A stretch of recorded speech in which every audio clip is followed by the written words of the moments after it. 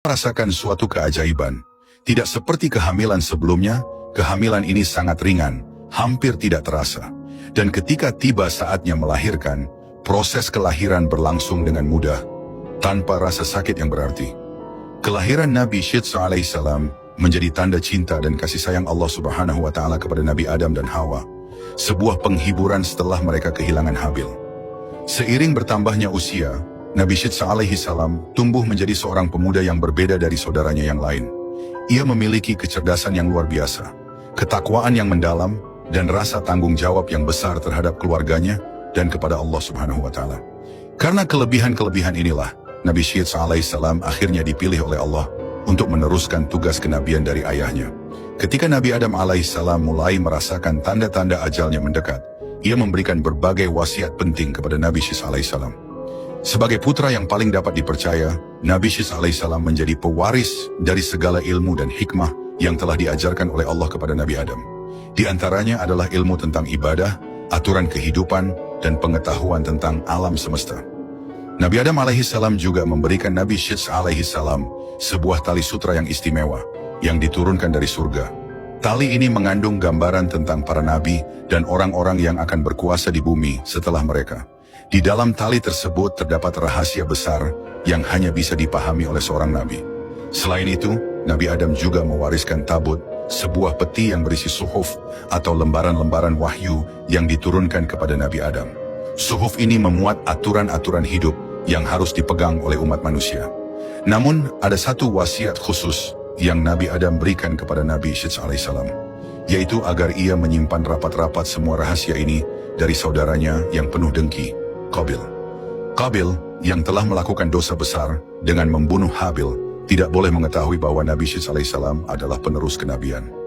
Wasiat ini diucapkan oleh Adam dengan rasa cemas, karena Qabil masih dipenuhi oleh rasa iri dan amarah, dan Nabi Adam alaihissalam takut jika Qabil akan mengulangi perbuatannya yang keji. Nabi Adam alaihissalam juga berpesan agar Nabi Syeds alaihissalam senantiasa memerangi kejahatan yang dilakukan oleh Qabil dan keturunannya. Ia menegaskan bahwa Allah akan selalu berada di pihak yang benar, dan bahwa kebenaran akan selalu mengalahkan kezaliman, meski Qabil dan para pengikutnya tampak kuat. Salah satu amanah terpenting yang diterima Nabi Syeds alaihissalam dari ayahnya adalah untuk menjaga Nur Muhammad, cahaya kenabian yang kelak akan menjadi sumber kebesaran Rasulullah Shallallahu Alaihi Wasallam. Cahaya ini adalah esensi spiritual yang telah diturunkan dari generasi ke generasi, dimulai dari Nabi Adam alaihissalam, dan kemudian diwariskan kepada Syeds sebagai penjaga berikutnya. Dalam percakapan terakhirnya dengan Nabi Syeds alaihissalam, Nabi Adam alaihissalam mengungkapkan pentingnya tugas ini. Wahai anakku, engkau adalah pewaris amanah yang agung. Cahaya ini yang kau lihat adalah Nur Muhammad. Jagalah ia dengan segenap hatimu, karena dari cahayanya akan lahir Nabi terakhir yang akan membawa risalah untuk seluruh umat manusia. Dialah yang akan membawa kebenaran terakhir sebelum hari kiamat. Mendengar wasiat ayahnya, Nabi Syeds alaihissalam pun dengan penuh keimanan dan takwa menerima tugas ini. Selama hidupnya, Nabi Syeds alaihissalam menjaga Nur Muhammad dengan penuh tanggung jawab, memastikan bahwa cahaya ini tetap suci dan tidak tersentuh oleh kejahatan. Pada masa Nabi Syeds alaihissalam, manusia masih bisa melihat jin dan setan. Dunia gaib dan dunia nyata begitu berdekatan, seolah tidak ada batas di antara keduanya. Jin seringkali berkeliaran di antara manusia, menggoda dan menakut-nakuti mereka, dan terkadang bahkan menyerang mereka secara fisik. Ketakutan akan dunia gaib begitu besar, hingga umat manusia selalu hidup dalam ketegangan. Nabi Syeds alaihissalam melihat bagaimana kehadiran jin yang bebas berkeliaran mulai mengganggu kesejahteraan umat manusia. Allah Subhanahu wa Ta'ala kemudian menurunkan perintah kepadanya untuk memisahkan dunia manusia dari dunia jin, menciptakan batas antara kedua alam yang selama ini saling bersinggungan. Inilah misi yang kemudian dikenal sebagai risalah terbesar Nabi Syeds alaihissalam untuk memisahkan dua dunia tersebut agar manusia dapat hidup dengan tenang dan beribadah kepada Allah Subhanahu wa Ta'ala tanpa gangguan dari jin. Nabi Syeds alaihissalam mulai berdakwah dan menyampaikan risalah Allah kepada umatnya. Ia mengajarkan keimanan, ketakwaan, dan cara-cara untuk melindungi diri dari godaan jin dan setan.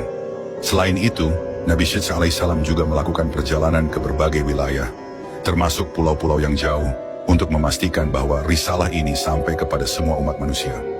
Dalam salah satu perjalanannya, Nabi Syeds alaihissalam tiba di sebuah pulau yang dihuni oleh suku yang sangat dipengaruhi oleh kehadiran jin. Suku tersebut telah hidup dalam ketakutan selama berabad-abad karena jin seringkali muncul dan menguasai kehidupan mereka. Mereka meminta tolong kepada Nabi Syis alaihissalam untuk menyelamatkan mereka dari cengkraman jin.